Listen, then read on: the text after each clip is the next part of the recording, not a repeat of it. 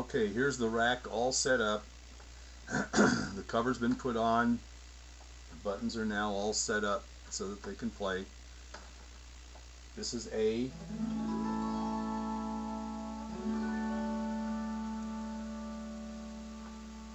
Now the way the rack moves is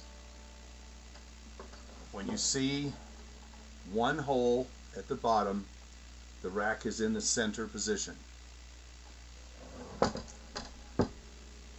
Now that's A. When you move the rack up, you've sharpened it. Now it's an A sharp or B flat. And now you can see two holes right there.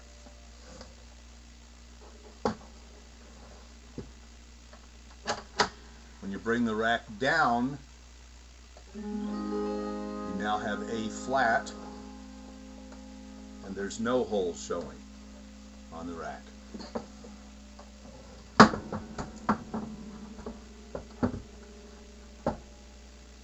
Okay. What I did was, as you can see, I just cleaned enough around. I used a little hacksaw blade, or you can use one of those little X-Acto saws, and I measured and cut, so it's just a little extra room. And then I just took a big Stanley knife and cut this top line, and then bent it and broke it off. And then I took a file, a pretty good rasp file, like maybe an aluminum file or a plastic file, and then I kind of just cleaned everything up. And I have it just enough so that it doesn't interfere with anything. The little screw at the top, the little Allen screw, when it goes down, you tighten it. It makes it harder to move the rack back and forth. And that's for if you want to play in one key and you don't want it to move, then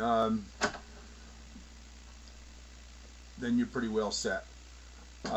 If you loosen it, once you get proficient with the instrument, you can loosen it and actually change the keys while you're playing a song.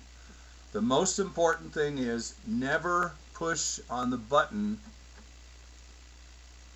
while you're moving the rack, because if you do, the felt will get pushed against the strings and it can damage the felt.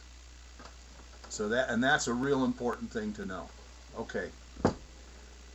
There you go. Good luck.